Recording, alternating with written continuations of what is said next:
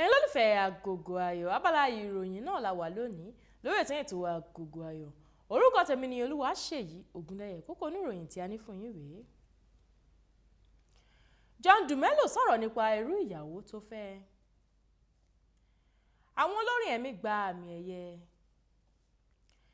Kíkọrin pẹ̀lú Sean Paul ná mi ní ogún mílíọ̀nù náírà, TIMAYA ló sọ bẹ́ẹ̀.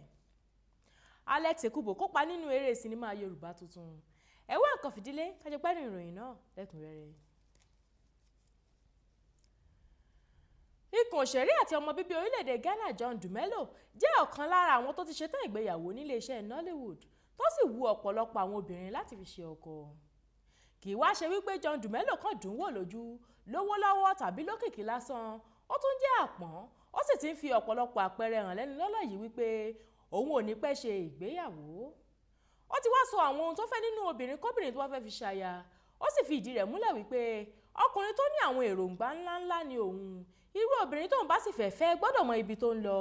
Ó gbọ́dọ̀ nígbàgbọ́ nínú ara rẹ̀, ó sì gbọ́dọ̀ lè ti òun lẹ́yìn nígbà gbogbo. Ó ní irú obìnrin tí kò bá lé ọkùnrin léré kò dára tó, nítorí wípé àwọn ọkùnrin tó bá fẹ́ gòkè àgbà máa ń retí kí obìnrin wọn tì wọ́n débẹ̀, gbàdúrà pẹ̀lú wọn kí wọ́n sì bá èròǹgbà wọn dòwò pọ̀ kó bàa lè di mímúṣẹ. Láàárín ọ̀pọ̀ ènìyàn tó pèsè síbi ayẹyẹ Crystal Awards tó wáyé nínú oṣù keje ní gbọ̀ngàn ńlá Muson Center nílùú Èkó ni a ti rí àwọn olórin ẹ̀mí jàǹkànjàǹkàn lórílẹ̀‐èdè Nàìjíríà. Àmì ẹ̀yẹ 29 ni wọ́n gbé fún àwọn olórin ẹ̀mí tòde òní, nínú èyí tí Peter ti gba àmì ẹ̀yẹ gẹ́gẹ́ bí olórin ọdún yìí tó dára jùlọ àti ẹni tó kọ orin ọpẹ́ tó dára jùlọ, tí Frank Edward náà sì gba àmì ẹ̀yẹ gẹ́gẹ́ bí olórin àdákọ ọkùnrin tó dára jùlọ àti ẹni tó ti rí àṣeyọrí tó rinlẹ̀ jùlọ. Ohun tó mú ayẹyẹ náà di mánigbàgbé ní ìgbà tí Olútọ́lá Ọmọnìyí tí iléeṣẹ́ rédíò Praise World dẹnu ìgbéyàwó kọ àfẹ́sọ́nà rẹ̀ Mabel Okarofo kí wọ́n tó fún ní àmì ẹ̀yẹ gẹ́gẹ́ bí olórin ẹ̀mí tó wúni lórí jùlọ.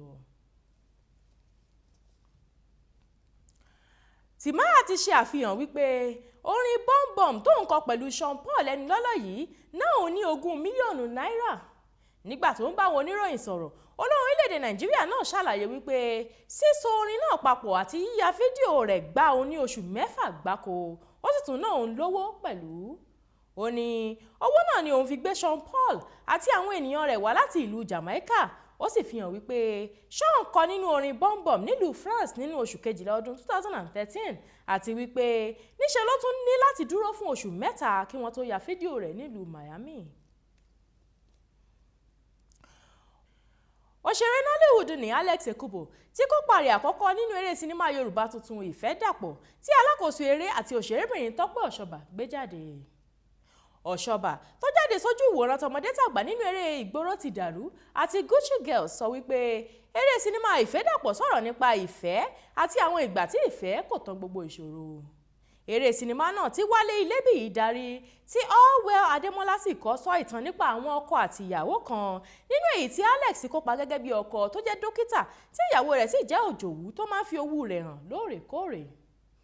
Àwọn ìràwọ̀ mìíràn tó kópa nínú eré sinimá náà ni Jaiye Kuti, Allwell Adémọ́lá, Regina Chukwu, Mistura Ashuramu àti Tọ́pẹ́ Ọ̀ṣọ́bà. Èyí ni òpin ìròyìn fún tòní, ẹ tún gbọ́ kókó inú rẹ̀ lẹ́ẹ̀kan sí i. DUMELO sọ̀rọ̀ nípa irú ìyàwó tó fẹ́. Àwọn olórin ẹ̀mí gba àmì ẹ̀yẹ. Kíkọrin pẹ̀lú Sean Paul ná mi ní ogún mílíọ̀nù náírà, TIMAYA ló sọ bẹ́ẹ̀. EKUBO kópa nínú eré sinimá Yorùbá tuntun. Àwa ìjùmọ̀ lọ lórí abala ìròyìn lórí ètò wa Agogo Ayo fún tòní. Ètò ṣì ń tẹ̀síwájú, ẹ má lọ síbi